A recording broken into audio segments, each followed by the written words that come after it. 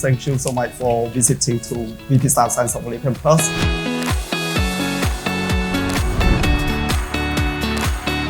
ខ្ញុំមាន note នៅក្នុងនេះបញ្ជាក់ថាតើបងប្អូននៅកន្លែងណាចង់ទៅណាពួកយ៉ាងម៉េចបានអាចទៅដល់ 3 សំណួរហ្នឹងធ្វើឲ្យបងប្អូនដឹងកាន់តែច្បាស់ថាតាមពិតចេញពីមួយកន្លែងទៅមួយកន្លែងគឺมันស្រួលទេมันងាយដូចអ្វីដែលយើងគិតទេពីព្រោះចប់ថ្នាក់បាក់ឌុបចាត់ទុកថាបងប្អូនជោគជ័យមួយនៅក្នុងកម្រិតវិទ្យាល័យបងប្អូនទៅបន្តការសិក្សានៅមហាវិទ្យាល័យចប់ការពារសាសនាចប់ថ្នាក់ Bachelor Degree ចប់មួយកម្រិតទៀតបើបងប្អូនចង់បន្តការសិក្សាទៅបរទេសទៀតត្រូវទៅ Master Degree Doctoral Degree ទៀតវាកាន់តែស្មុគស្មាញទៅទៀតបើបងប្អូនសម្រាប់ចិត្តថាចូលមកក្នុងវិស័យ Tech